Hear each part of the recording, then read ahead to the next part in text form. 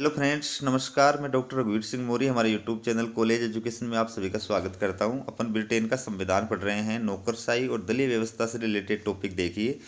आधुनिक लोक सेवा की कोई चार विशेषताएं बताइए। लोक सेवा को आप नौकरशाही भी बोल सकते हैं। तो आधुनिक नौकरशाही की चार विशेषताएं: पद सोपान का सिद्धांत, व्यवसायिक कुशलता, स्थायी कार्यकाल, राजनीतिक तटस्थता।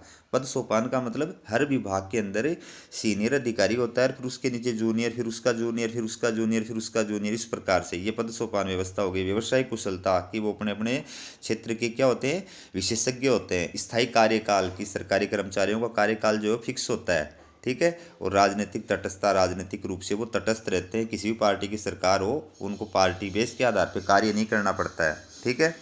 अगला क्वेश्चन है, ब्रिटिश लोक सेवकों के कोई चार कार्य बताइए।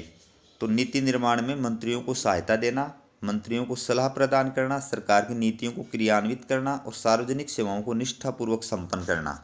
अगला क्वेश्चन देखिए, फुलटन समिति 1966 में ब्रिटिश सरकार द्वारा ससेक्स विश्वविद्यालय के उपकुलपति लॉर्ड फुलटन की अध्यक्षता में देश की लोक सेवा की संरचना, भर्ती, प्रबंध तथा प्रशिक्षण के बारे में आवश्यक सुधार के लिए सुझाव प्रदान करने के लिए एक समिति का गठन किया गया था, जिसे फुलटन समिति कहा जाता है।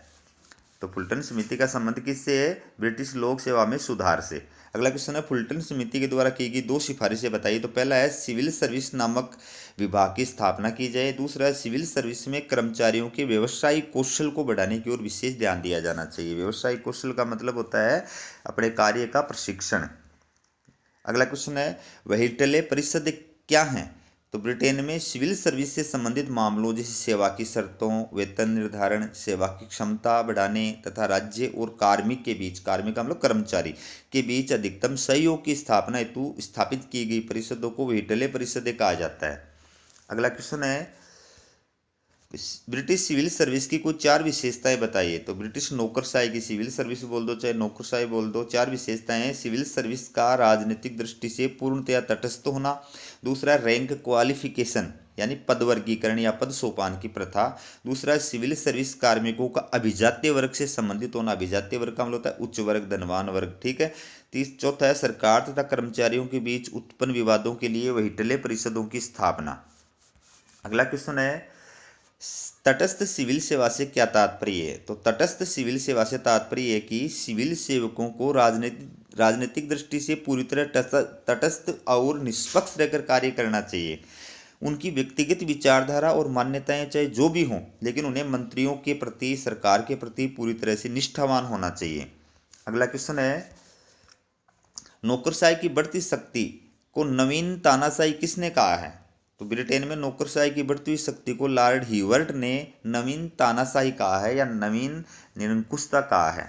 अगला क्वेश्चन देखिए, ब्रिटिश दल प्रणाली की विशेषताएं बताइए। ब्रिटिश दल प्रणाली की विशेषताएं, पहला है द्विदलीय प्रणाली, फिर है कठोर दलीय अनुशासन, तीसरा है कठोर दलीय संगठन, चौथा है दोनों दलों में सैद्धांतिक मतभेद।